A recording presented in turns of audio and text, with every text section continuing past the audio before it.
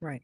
'Cause we see ourselves as having to be two parents and, I've got to make everything right. And I remember when Nicholas was 5, he's 20, he'll be 28 this year, watching him run laps at his first football practice. He was 5 years old, about to turn 6 in 2 months. And I wanted to run out there and save him. I mean, he was soaking wet all the way down to his skin under pads and all that. And I was like, my baby needs water. But my brother had told me that I did not need to intervene. I needed to let him grow up and be a boy. Hmm. And boys, you don't run out on the football field and try to save them. Hmm. And so I stood there gripping that fence. And when it was over, Nicholas said, Mom, could you please not stand on the fence with all the dads? I was so defeated.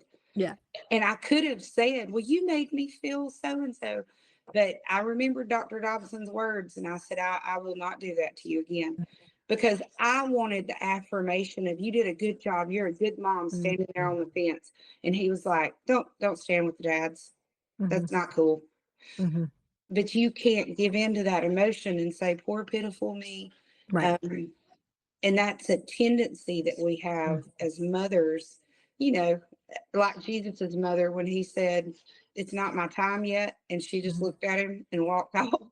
Yeah. We have a tendency to work our kids' emotions. Hmm. And you need to be very careful about that because when you do that, you become their God. Hmm.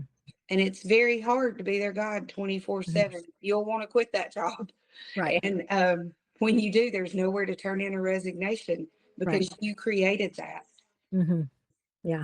So I think back to a couple of things, a couple of stories in my own life. I remember when my son, I think he was probably 16-ish.